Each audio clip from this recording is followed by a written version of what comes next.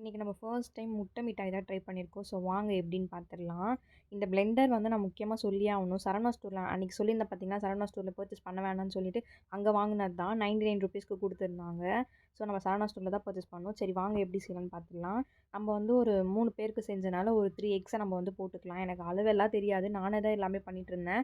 3 X போட்டு அதுக்கப்புறமா வந்து கொஞ்சமாக அந்த வெண்ணிலா எசன்ஸ் போட்டுக்கலாம். போட்டுட்டு அதுக்கப்புறமா பாதாமை நல்லா கொதிக்க வச்சிடணும், சுடு தண்ணி போட்டு. அதுவும் ரெடி ஆயிடுச்சு. அதை நம்ம இந்த முட்டையில் ஊற்றிடலாம்.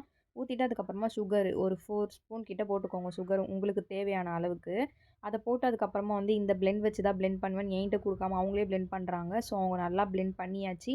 பண்ணக்கப்புறமா நம்ம வந்து வீட்டிலே ரெடி பண்ணோம். அந்த அன்ஸ்வீட்டட் கோவா தான் சொல்லியிருந்தாங்க. நம்ம வந்து வீட்டிலே ரெடி பண்ணலான்னு சொல்லிட்டு பாலை வச்சு நம்ம ரெடி பண்ணி நல்லா அது கொஞ்ச நேரம் வந்து ஒரு 2 மினிட்ஸ் கிட்ட வந்து நல்லா குக் பண்ணணும். பண்ணிவிட்டு அதுக்கப்புறமா நம்ம இட்லி பாத்திரத்தை தான் செஞ்சோம். அதில் போட்டு 5 மினிட்ஸ்க்கு அப்புறம் பார்த்தா ஒட்டவே இல்லை, சூப்பராக வந்து இருந்துச்சு. சைடில் கட் பண்ணிவிட்டு பிளேட்டில் போட்டக்கப்புறம் அது கொட்ட கொட்ட தட்டவே விழலை. அதுக்கப்புறம் ஒரு 2 3 தட்டினக்கப்புறம் விழுந்துருச்சு.